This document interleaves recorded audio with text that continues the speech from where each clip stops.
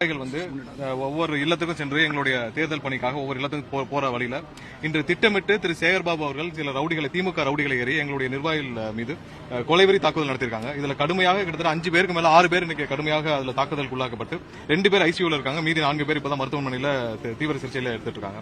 அதாவது சேகர்பாபு அவர்கள் இந்த தடவை ஒவ்வொரு நாளும் எங்களுடைய நிர்வாகிகளுக்கு நூற்றுக்கணக்கான நிர்வாகிகளுக்கு இங்க இருக்கிற ஒவ்வொருத்தருக்கும் வந்து எல்லா வழியிலும் தொந்தரவு கொடுத்துட்டு வராரு.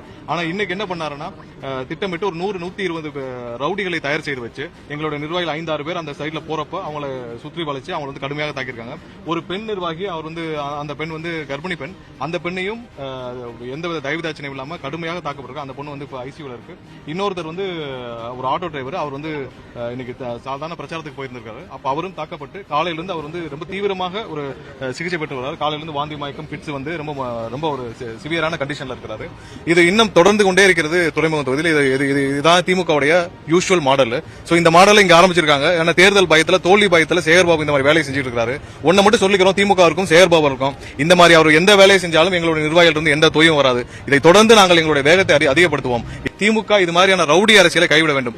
இன்னொரு விஷயம், இந்த சகோதரர் இருக்காங்க, எங்களுடைய கணவர் தான் வந்து ஐசியூல ரொம்ப முடியாம இருக்கிறாரு. அவர் ஏற்கனவே தலையில் அடிபட்டு இருக்கு. காலையில இருந்து வாந்தி பிட்ஸ் 2 தடவை வந்துருச்சு. அவர் வந்து ரொம்ப சிவியரா இருக்கிறாரு. இவங்க வந்து கம்ப்ளைண்ட் கொடுத்திருக்காங்க. எந்த கம்ப்ளைண்ட்டையும் இதுவரை காவல்துறை எடுக்கவில்லை.